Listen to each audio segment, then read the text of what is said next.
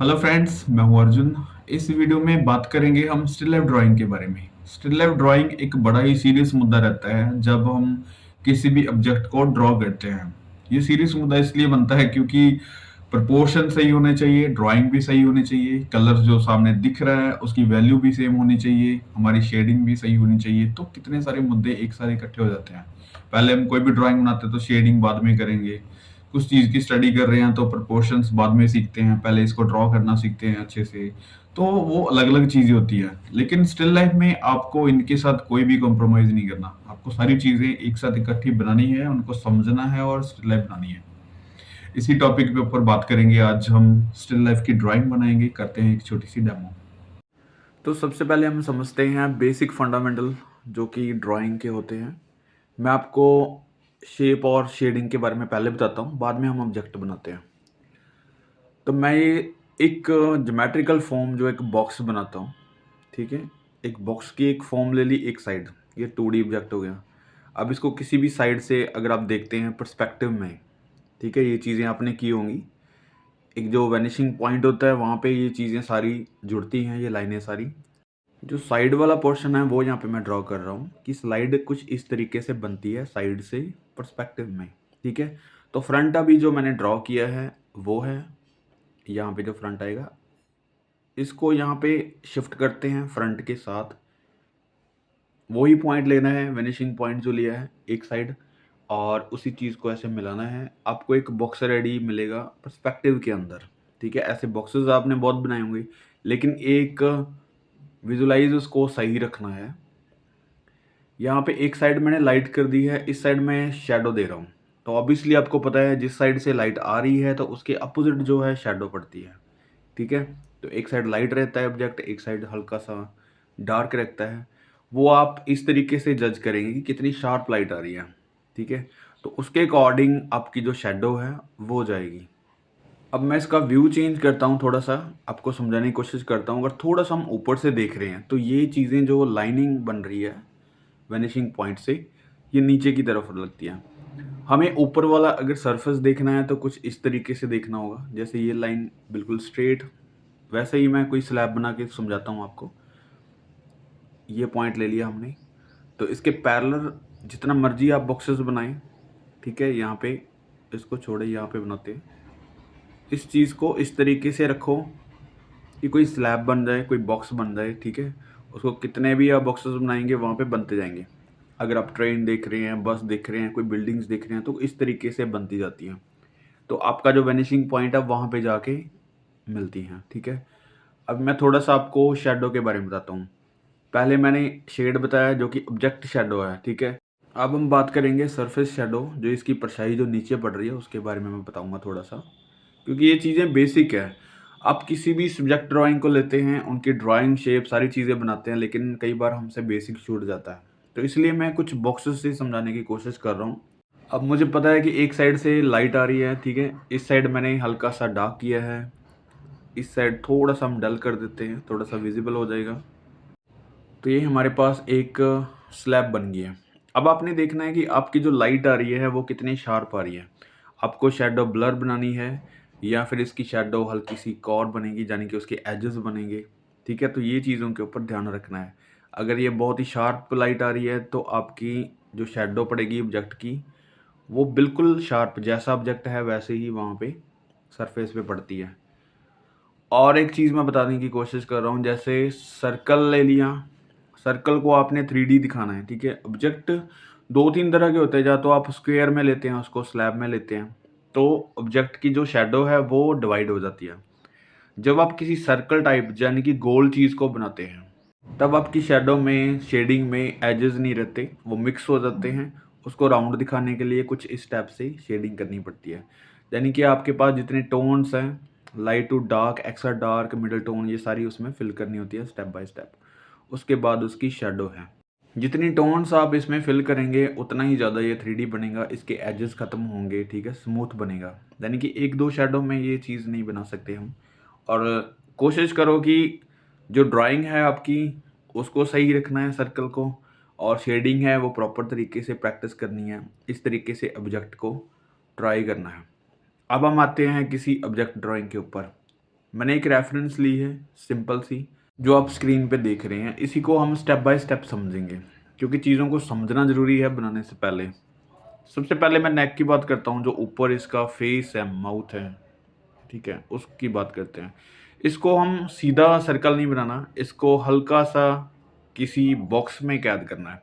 आप पर्सपेक्टिव में बना सकते हैं उसको, या फिर विदाउट पर्सपेक्टिव इस चीज़ को बना सकते हैं। फिर उसको धीरे-धीरे गोलाई करनी है उसकी, तो आपको ऐसे ही सेंटर पॉइंट मिल जाता है। तो इसको पर्सपेक्टिव में भी इस चीज़ को बना सकते हैं। इसके अंदर ये चीज़ बनानी है। तब आपकी चारों तरफ से जो लाइनिंग है वो बिल्कुल पर्सपेक्टिव में एक रिदम में बनेगी, ठीक है? तो ये चीज़ यहाँ पे अप्लाई करनी है। ऐसे ही मैं वहाँ पे पर्सपेक्टिव लाइन्स नहीं ले रहा हूँ, सर्कल ले रहा हूँ, ठीक है? क्योंकि मुझे ऊपर की गोलाई दिखानी है, मैं ऐसे भी सर्कल ले सकता हूँ, लेकिन वो गलत भी हो सकता है। आपको अगर परफेक्शन सीखना है, परफेक्ट तरीके से बनाना है, तो इस तरीके से ट्राई करना होगा। इसके बाद ये पर्सपेक्टिव में ही इसके अंदर जो एक और सर्कल बना हुआ है उसको ड्रॉ करना है ऐसे ही, और शेप सही रखनी है, डिस्टेंस सेम रखना है। अभी आते हैं नेक के ऊपर नीचे की तरफ। वहाँ पे पॉइंट दिख रहा है एक मुझे, और यहाँ पे मैं टिक लगा लेता हूँ, ठीक है? क्योंकि कहीं पे भी आप अगर ऐसी चीज़ें बनाते हैं तो आपको बेसिक्स जानना ज़रूरी होता है। मेरे पास धीरे-धीरे शेप आएगी, क्योंकि मैं हर एक चीज़ को देख के बना रहा हूँ। आपको समझाने की कोशिश कर रहा हूँ कि पहले क्या ज़रूरी है, बाद में क्या करना है। आपको सीधा यहाँ पे सर्कल नहीं बनाना नीचे वाला। ड्राइंग बनाते हुए इस तरीके से हम मिनते हैं चीज़ों को, वैसे भी आप मिन सकते हैं कि नेक के बाद ये वाला पॉइंट कहाँ पे आएगा, बाकी की चीज़ें कहाँ पे आ रही हैं। लेकिन मैं यहाँ पे अंदाज़न बना रहा हूँ, तो इतना ज़्यादा मैं बारीकियाँ नहीं कर रहा हूँ। सिंपल आपको विजुलाइज़ करना है, जो चीज़ आपको दिख रही है उसको ऑब्ज़र्व करना है कि कौन सी चीज़ कहाँ पे है। एक सिंगल ऑब्जेक्ट है, उसके अंदर ही ये चीज़ें हैं, ठीक है? तो आपको सेंटर लाइन से ये चीज़ें पता चल रही हैं कि ये दोनों साइड कितनी दूर-दूर जा सकता है, ठीक है? आपको बहुत ज़्यादा सीरियस लेने की ज़रूरत नहीं है कि ऑब्जेक्ट को वैसा ही बनाना है, वहीं पे ही शेड हो, वहीं पे ही सारी चीज़ें हो। तो इतना ज़्यादा कुछ नहीं करना, आपने सिंपल उसकी शेप देखनी है बड़े आराम से।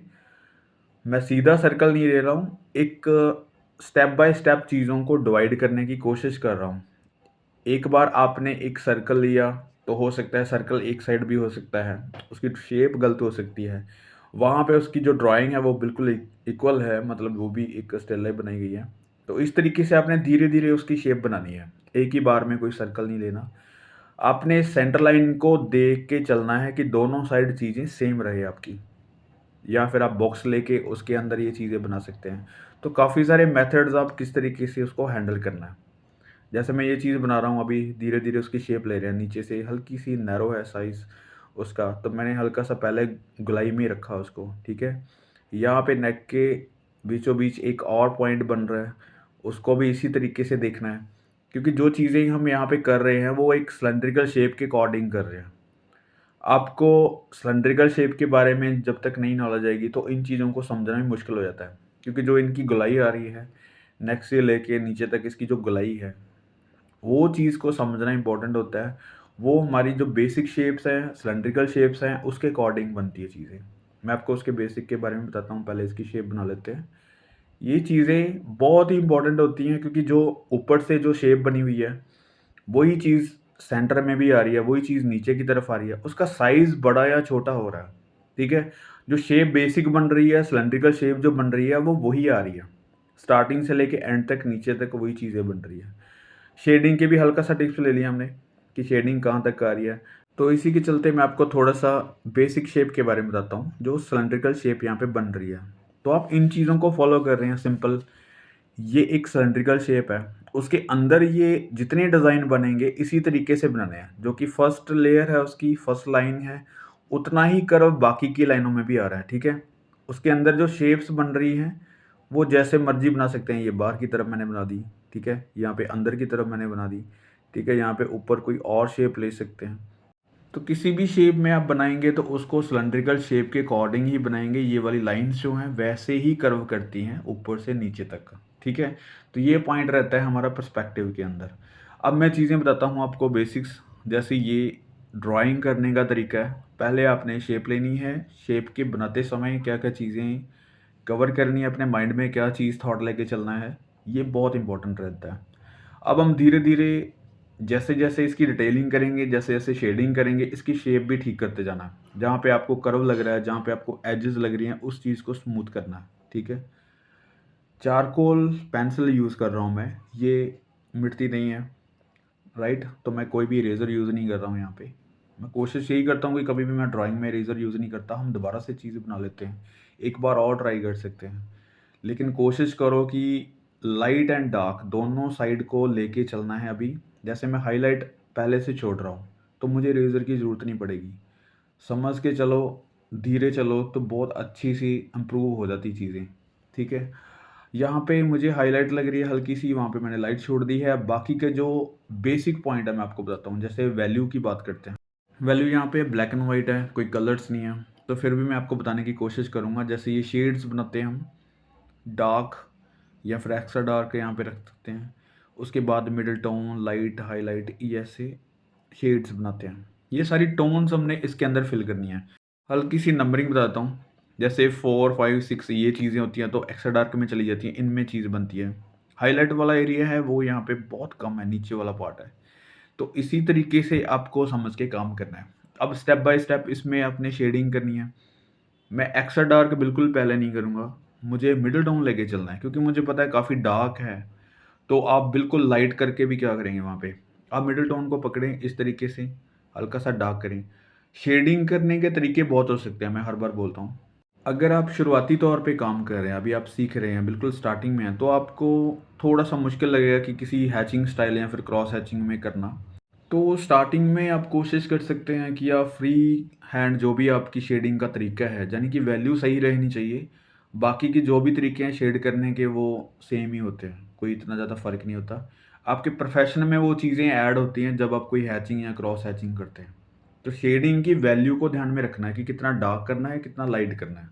तो स्टाइल आपको बाद में इम्प्रूव करना होता है, ठीक है? तो अभी जो हाइलाइट्स हैं वहाँ पे मैंने टिक लगाए हुए हैं कि कहाँ पे हाइलाइट्स आ रही हैं। तो ये छोटी-छोटी जो डिटेल्स हैं, उनको भी आप हल्का-सा शार्प करते चलो। जहाँ पे आपको काफ़ी ज़्यादा डार्क लग रहा है, ठीक है? मिडल टोन से एक्स्ट्रा डार्क है, लेकिन उसके जो बीच का पॉइंट है, उस चीज़ को फ़ॉलो करना है।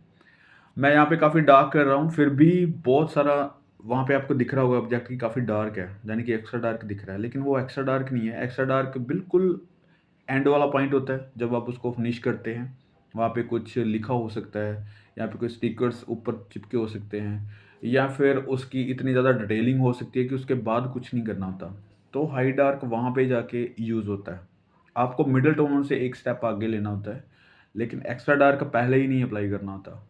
क्योंकि आप यहाँ पे जो पेंसिल यूज़ कर रहे हैं, आप स्टेडलर की पेंसिल यूज़ कर रहे हैं, या फिर यहाँ मैं चारकोल सॉफ्ट की यूज़ कर रहा हूँ, तो ये लाइट नहीं हो पाएगा।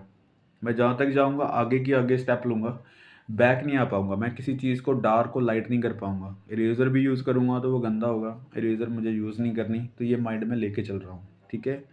तो आपको स्टेप बाय स्टेप आगे की शेडिंग करनी है, आगे की टोन्स फिल करनी है। जहाँ पे आपको दिख रही है चीज़ें, उसी चीज़ को फ़ॉलो करना है। आपके स्टाइल को मैं बार-बार ये बोल रहा हूँ कि स्टाइल को कॉपी नहीं करना किसी के भी।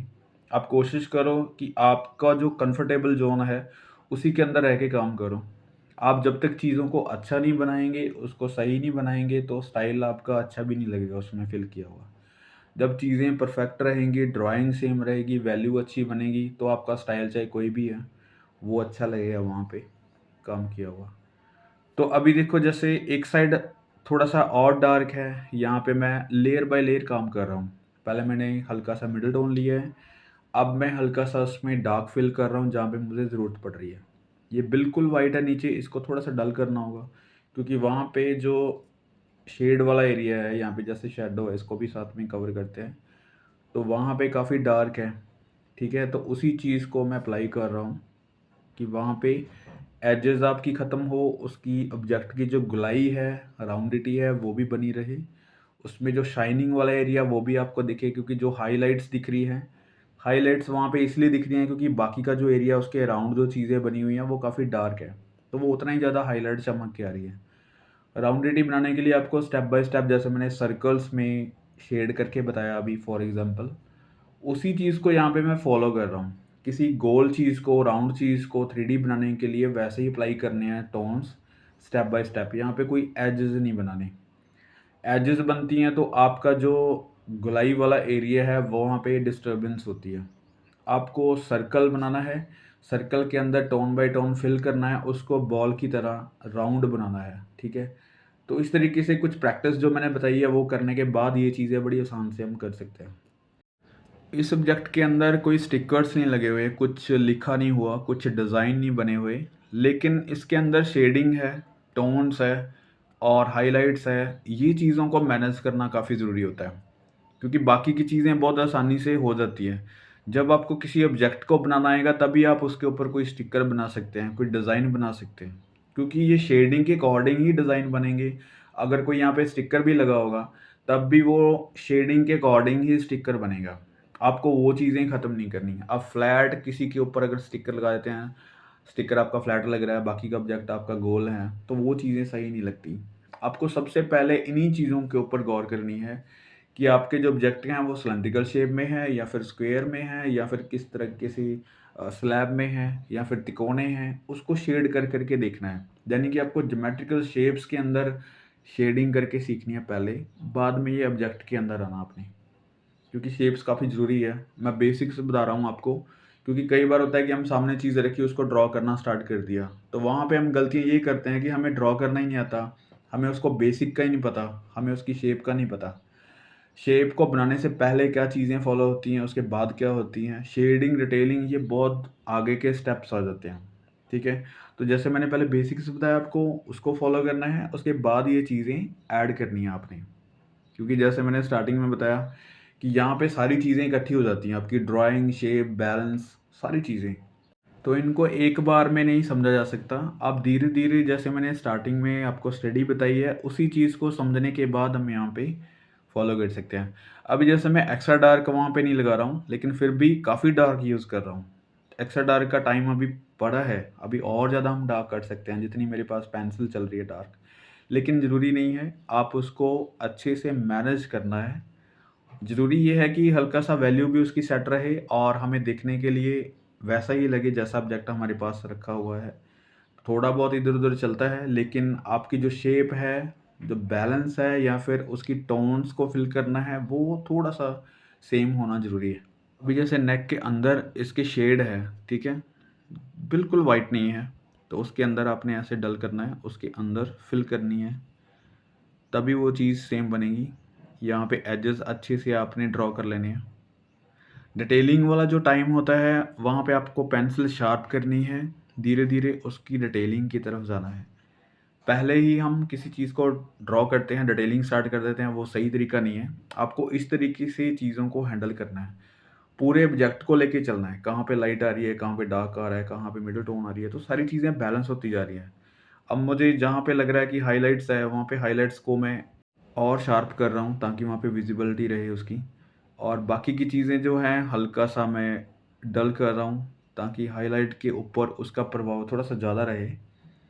जो चीज़ शाइन दे रही है उसको शाइनिंग बनाना ज़रूरी है। जैसे कोई भी बर्तन है, यहाँ पे ये चीनी का लग रहा है मुझे, तो चीनी का बर्तन जो होता है वहाँ पे हाइलाइट्स जो होती है बिल्कुल शार्प रहती है, ठीक है? तो इस तरीके से कोशिश करनी है ऑब्जेक्ट को समझने की और उसमें शेड करने की। ये बहुत ही कम टाइम में मैंने बनाया। 1 डेढ़ घंटे में बहुत अच्छी स्टिल लाइफ बन जाती है। आप किसी भी एक ऑब्जेक्ट को लेना पहले, फिर बाद में 1 से ज़्यादा 2-3 ऐसे ऑब्जेक्ट ट्राई करने हैं। तो सबसे ज़्यादा ज़रूरी यही है कि इसे समझा जाए। तो उम्मीद करता हूँ इस वीडियो से आपको काफ़ी चीज़ें क्लियर हुई होंगी। Thank you so much for watching this video.